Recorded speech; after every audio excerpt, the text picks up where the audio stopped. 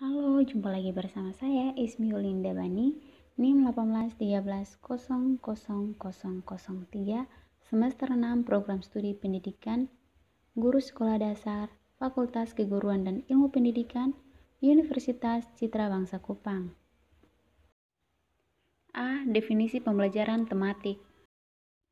Pembelajaran tematik adalah bentuk model pembelajaran terpadu yang menggabungkan suatu konsep dalam beberapa materi, pelajaran atau bidang studi menjadi satu tema atau topik pembahasan tertentu, sehingga terjadi integrasi antara pengetahuan, keterampilan, dan nilai yang memungkinkan siswa aktif menemukan konsep serta prinsip keilmuan secara holistik, bermakna, dan otentik.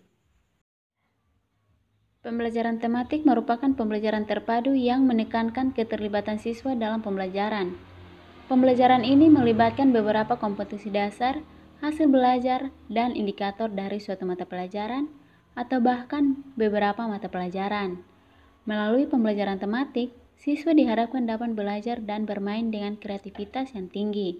Sebab, dalam pembelajaran tematik, belajar tidak semata-mata mendorong siswa untuk mengetahui, tetapi belajar juga untuk melakukan dan untuk hidup bersama.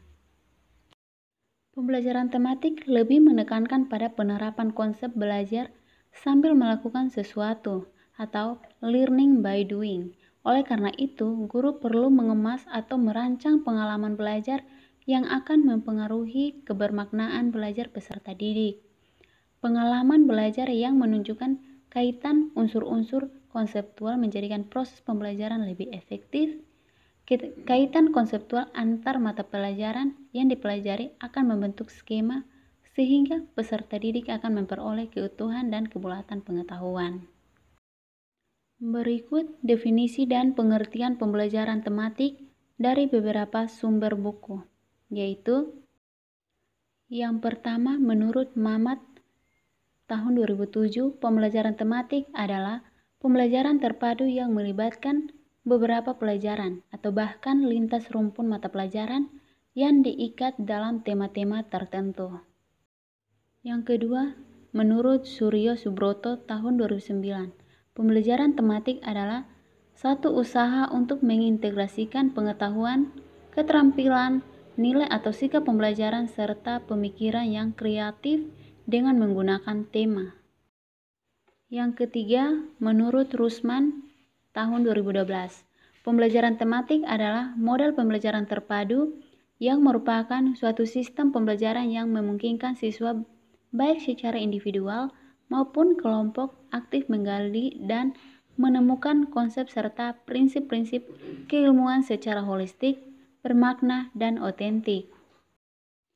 Keempat, menurut Majid tahun 2014, pembelajaran tematik adalah pembelajaran yang menggabungkan suatu konsep dalam beberapa bidang studi yang berbeda dengan harapan siswa akan belajar lebih baik dan bermakna.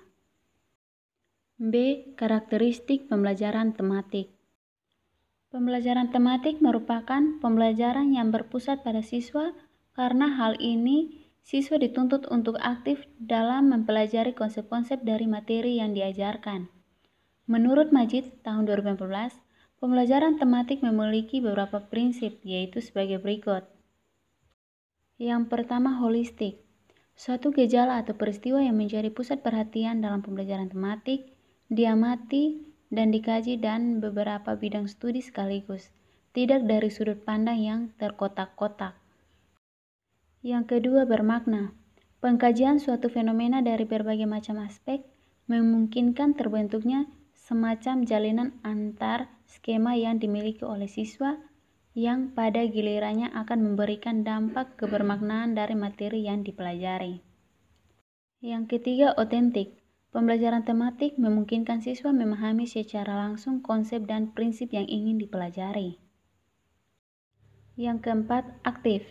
Pembelajaran tematik dikembangkan dengan berdasar pada pendekatan inquiry discovery di mana siswa terlibat secara aktif dalam proses pembelajaran melalui perencanaan, pelaksanaan, hingga proses evaluasi. C. Kelebihan dan kekurangan pembelajaran tematik. Menurut Hernawan, terdapat beberapa kelebihan dan kekurangan dalam pembelajaran tematik, antara lain 1. Kelebihan. A. Pengalaman dan kegiatan belajar akan selalu relevan dengan perkembangan siswa. B. Kegiatan-kegiatan yang dipilih dalam pelaksanaan pembelajaran sesuai dengan minat dan kebutuhan anak. C. Seluruh kegiatan belajar lebih bermakna bagi siswa sehingga belajar akan bertahan lebih lama. D.